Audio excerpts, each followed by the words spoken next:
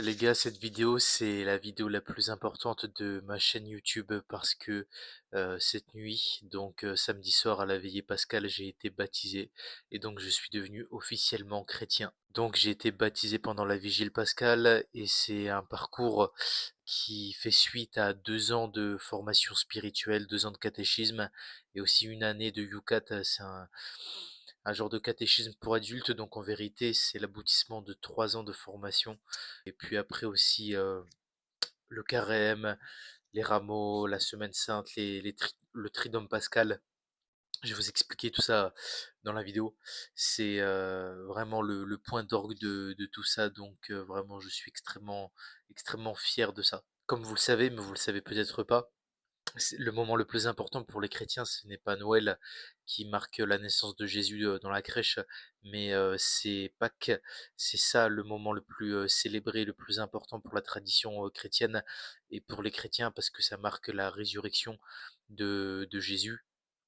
Et pour les personnes qui deviennent baptisées, comme ça a été mon cas hier soir, à la vigile pascale, ça veut dire que on entre dans la communauté, on devient chrétien et on aura la vie éternelle dans l'au-delà pour ceux qui croient. Donc dans cette vidéo, je vais te parler du coup de ce qu'est la semaine sainte, le triduum pascal, et du coup le point culminant qui est la vigile pascale, qui est la messe la plus importante de l'année, avec la messe de ce matin, puisqu'on est dimanche, qui marque la résurrection de Jésus qui revient de la mort des enfers 3 jours après avoir été crucifié sur la croix. Donc d'abord, il y a le carême, c'est les 40 jours qui précèdent justement la semaine sainte, et le carême il commence justement avec le mercredi des cendres, et ça s'étend jusqu'au dimanche des rameaux, qui était dimanche dernier du coup, le dimanche des rameaux qui marque dans la tradition l'entrée de Jésus dans la ville sainte, dans Jérusalem, et qu'il est célébré par tout le monde. Et donc surtout le carême, en fait, ça permet justement, en fait, ces 40 jours, ça représente les 40 jours de Jésus quand il est dans le désert, qui affronte la faim, la soif, beaucoup d'épreuves spirituelles et qu'il est tenté par le diable mais qui refuse quand même. Donc ces 40 jours de carême, en fait, pour un chrétien, c'est 40 jours de pénitence. On va s'abstenir de plusieurs choses pour justement se purifier son âme, son esprit, son corps et entrer dans une complétude plus grande pour mieux accueillir les fêtes de Pâques, pour se rapprocher du Christ le plus possible. Moi, par exemple, mon effort de carême, ça a été la sèche, puisque j'ai fini ma prise de masse, je suis passé de 80,5 kilos à peu près à là, je me suis pesé ce matin 77 kilos. Donc c'est quand même une belle sèche, hein. Ça a été ça en partie, donc c'était le jeûne, la prière et la charité. Et ensuite, dimanche dernier, je vous disais, il y a eu les rameaux, mais ça symbolise le fait que si vous voulez, l'homme, euh, puisque forcément on est des créatures mortelles, on est très volatile, c'est-à-dire qu'on peut accueillir par exemple le Christ comme à l'époque le dimanche, l'accueillir, le célébrer comme pas possible, et pourtant 5 jours après, il se fera crucifier sur la croix, ce qui marque que la population peut être extrêmement influençable, puisque c'était les Juifs qui avaient influencé les gens à l'époque, qui leur avaient changé leur manière de penser.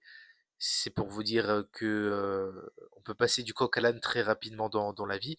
Et bref, après ça, après le dimanche des rameaux, il y a du coup le jeudi saint. Donc le jeudi saint qui représente la scène. Donc nous on a eu une messe vraiment magnifique dans ma collégiale. Vous savez, la scène, c'est là où Dieu il va faire son dernier repas avec les apôtres, et il va faire la première messe en fait qui sera célébrée du coup tous les dimanches maintenant depuis 2000 ans à l'église. Et il y a aussi le lavement des pieds qui symbolise le fait que Jésus, lui qui est pourtant Seigneur, qui est Dieu, qui peut faire absolument tout ce qu'il souhaite, pourtant il va s'abaisser, il va s'humilier en lavant le pied de ses apôtres, et il va dire si moi je fais ça, bah faites-le aussi vous les uns pour les autres. Si moi Seigneur et Maître je vous lave les pieds, vous qui n'êtes que de simples hommes, faites-le aussi, lavez-vous les pieds les uns les autres, aimez-vous les uns les autres comme vous vous aimez. Voilà la signification du jeudi saint, et donc comme je vous dis dans la messe de cette journée, enfin de cette messe très particulière qui marque le début du triduum pascal du coup dans la semaine sainte, avec ce jeudi saint. C'est très beau puisqu'on a certains chrétiens qui se font laver les pieds. Ensuite, du coup, on a le vendredi saint qui marque la mort de Jésus, la crucifixion de Jésus, et qui est là une des messes les plus sombres de l'année pour les chrétiens, parce qu'on va recouvrir toutes les statues, tous les symboles par un drap violet pour marquer le fait que Jésus a quitté le monde. Peut paraître être la fin de tout. Imaginez-vous à l'époque de tous ces apôtres qui ont suivi le Christ pendant 3 ans, ils ont vécu dans sa compagnie, tout ça, et là il disparaît. Il disparaît pendant 3 jours, il est mort, tout le monde pense que c'est terminé, c'est terrible. Et donc c'est une messe particulière, sachant que nous, moi je suis de Salon de Provence et on a eu une office de la Passion vraiment particulière, puisque nos frères catéchumènes de première année ont construit une croix pendant toute l'année, qu'ils ont portée, qu'ils ont ramené dans notre collégiale. Et ça, cette tradition n'a pas été faite dans notre commune depuis plus de 300 ans. Rendez-vous compte, donc c'est quelque part un événement historique à laquelle j'ai pu assister, à laquelle on a pu assister toute notre communauté chrétienne.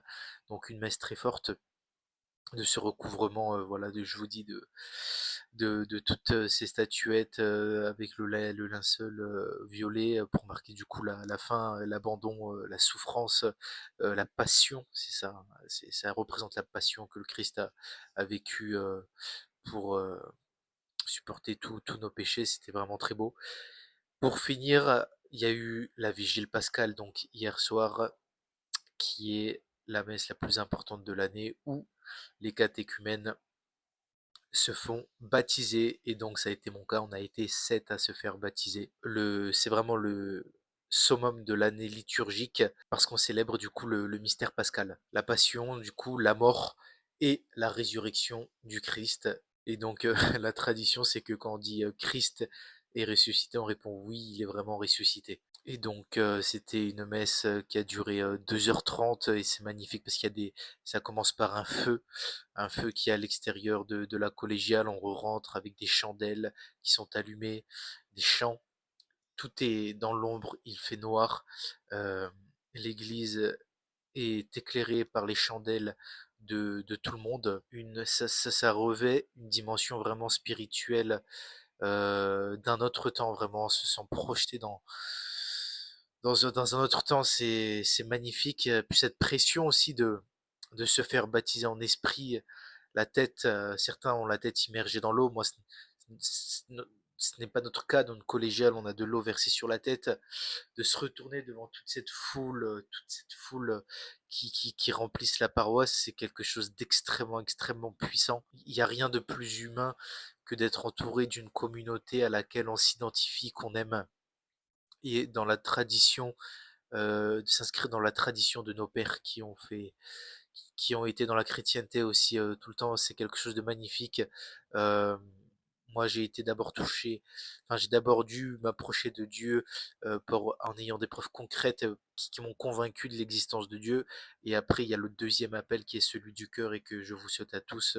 Euh, mais je veux dire que aujourd'hui, dans cette société, on est très, très re- remis à nous-mêmes, où on est tout seul.